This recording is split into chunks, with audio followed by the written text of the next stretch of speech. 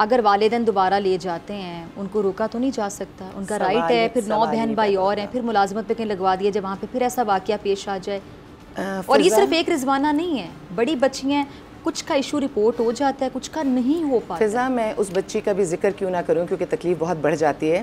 یہ تو اس طرح کا کیس ہے کہ جسم فروشی کے لیے والدین کے علم میں تھا اور بہت ساری چیزیں تھیں وہ اس طرح کی، اور وہ کیس ہوا. وہ کیس میرے پاس آیا، میرے ادارے میں آیا. وہ بچی مہینوں میرے پاس شیلٹر ہوم میں رہی اور اس کے بعد اس کی ماں مستقل کورٹ سے بات کر کے فائنلی وہاں سے لے گئی.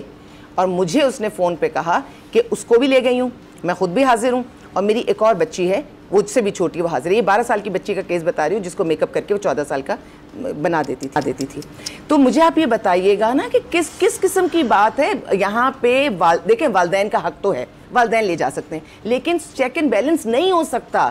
اب جب ایک دفعہ لے جائیں گے، لے جانے کے بعد کہ آپ یا تو ہر مہینے ان کو بلائیں، ہر مہینے ان سے پوچھیں. اور ایک بات آپ مجھے بتائیے، 12 سال کی معصوم بچی ہے، جب وہ پہلی دفعہ کہنے پہ وہاں چلی گئی ہے تو دوبارہ کیسے ممکن ہے کہ ماں باپ اس کو لے جائیں؟ بڑی کشش ہوتی ہے خونی رشتوں میں. میں بھی ایک ادارہ چلا رہی ہوں، مجھے پتا ہے ادارے میں انسان زندگی گزارتا ہے، خوشی گھر میں ہی ہوتی ہے. تو جب تھوڑا سا وقت گزرے گا چائلڈ پروٹیکشن بیورو میں اس کو بے شک ہر چیز مل رہی ہوگی، اس کو تعلیم بھی ملے گی، تربیت بھی ملے گی، لیکن وہ خونی کشش وہ ماں باپ آئیں گے. کیونکہ جس بچی کا کیس میرے ذہن میں ہے وہ ایک دفعہ کورٹ گئی، وہ واپس آ گئی. میں نے اس کو سمجھایا کہ تمہارے ساتھ کیا ہو رہا ہے، واپس آ گئی. لیکن ماں کی محبت کا کیا کہیے. اور میں اس ماں کو بھی یہ کہنا چاہوں گی کہ وہ کیا سوچ کے یہ کام کر رہی ہے، کیسے اس نے اس بچی کی محبت کو ایکسپلائٹ کیا.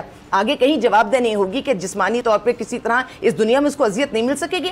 جو اپنے بچوں کو اذیت دیں گے اذیت انہیں بھی ملے گی. اور جو بچوں کی ہم بات کر رہے ہیں اس وقت موقع ہے بات کرنے کا کہ یہاں پر ذرا بات کی تو جائے. اتنے وہ مذہبی حوالے سے چیزیں نکلنی شروع ہو جاتی ہیں. مذہب میں کہاں یہ ہے کہ اولاد پیدا کرو اس کو کھلا نہ سکو؟ مذہب میں کہاں ہے کہ اولاد پیدا کرو اس کی پرورش نہ کرو؟ مذہب میں کہاں ہے کہ آپ اپنی مرضی سے یہ سوچ کے اولادوں کو پیدا کریں کہ 5 سال 7 سال کے بعد یہاں پہ 6 سال کا بچہ بھی چائلڈ لیبر میں ہے، مبتلا ہے؟ کہاں لکھا ہے مذہب میں یہ بات کہ آپ بچے کو پیدا کریں 6 سال میں اس کو چائلڈ لیبر میں ڈال دیجئے اور جو اس کے پیسے آئیں وہ آپ استعمال کریں؟ تو خدا کے لیے جو ہم کارڈ کھیلتے ہیں طرح طرح کے، اس کو ہم روکیں.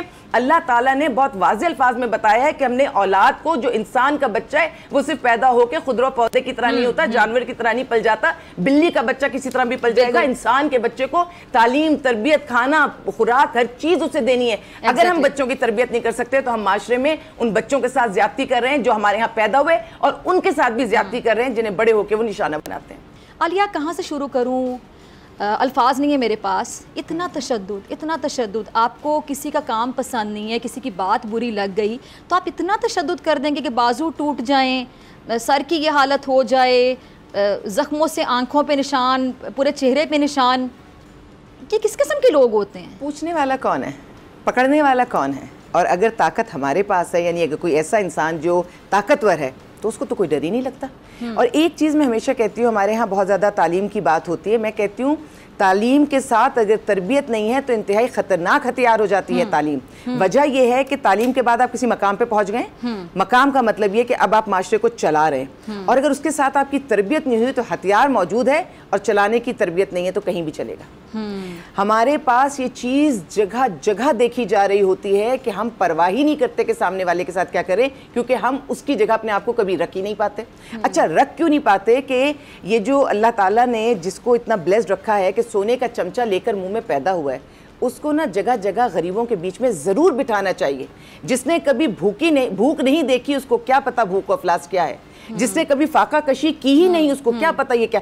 کیونکہ جب ہم بولنا شروع کرتے ہیں نا تو ہم بہت ساری چیزیں بڑے آرام سے اس لیے کہہ جاتے ہیں، نصیحت کر دیتے ہیں، کوئی بڑی تاکید کر دیتے ہیں، ایسا کر لو، ایسا دوسرے کے شوز میں جا کے نہیں سوچ پاتے. اس لیے کہ اللہ نے کبھی ہمیں وہ چیز دکھائی نہیں ہے. لیکن اگر یہاں نہیں دکھائی تو اس کا حساب پھر بھی ہے. اگر کوئی کہتے ہیں نا کسی کو اللہ دے کے آزماتا ہے، کسی کو اللہ لے کے آزماتا ہے. ہم یہ سمجھتے ہیں آزمائش صرف اس کی جس سے اللہ نے لے لیا. سوری میں آپ کی بات کاٹ رہی ہوں. میرا یہ پرسنل ایک بلیو ہے کہ شاید اللہ تعالیٰ ہم سے کچھ جب لے لیتا ہے تو ہماری آزمائش ہے، لیکن جب اللہ تعالیٰ ہمیں عطا فرماتا ہے، نوازتا ہے، وہ زیادہ بڑی آزمائش ہے. میں اس میں ایک بات اور ایڈ کر دوں کہ جب اللہ ہمارے ظرف کا امتحان ہوتا ہے. مجھے ایسا لگتا ہے جب اللہ لے لیتا ہے اس وقت ہم روحانی طور پہ زیادہ طاقتور ہوتا ہے، کیونکہ اسی وقت تو اللہ ساتھ ہوتا ہے. جب دنیا میں کوئی آپ کے ساتھ ہمارے ساتھ نہیں کھڑا ہے اسی وقت تو اللہ ساتھ کھڑا ہوتا ہے. اور جب اللہ تعالیٰ دیتا ہے نا اس وقت وہ آزما کے واپس لیتا بھی ہے. بس دکھ مجھے اس بات کا ہے کہ معاشرہ کیوں نہیں ان چیزوں کو واپس لیتا, چاہے وہ کتنا ہی با اثر اور بڑا ہی میں کہتی ہوں با کمال انسان ہو, جس نے گناہ کیا اور گناہوں کی سزا ملتی ہے, زیادتی کی سزا ملتی ہے, غلطی کی معافی ہوتی ہے.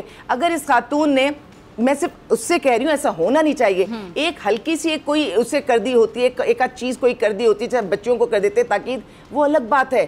اس نے باقاعدہ مارا پیٹا, ہڈیاں توڑی, سر کے سارا حشر کر دیا, کیڑے پڑ گئے. پھر اس میں میں نے یہ سب بھی سنا تھا, جو ساری رپورٹس آ رہی تھی, جی مٹی کھا رہی تھی, اس سے اس کو یہ سب ہو گیا. ارے مٹی کھا رہی تھی اور اس کو یہ سب ہو گیا, تو اگر ہمارے اپنے گھر کا بچہ کوئی ایسا کام کرتا ہے تو کیا ہم اس کو چھوڑ دیتے ہیں؟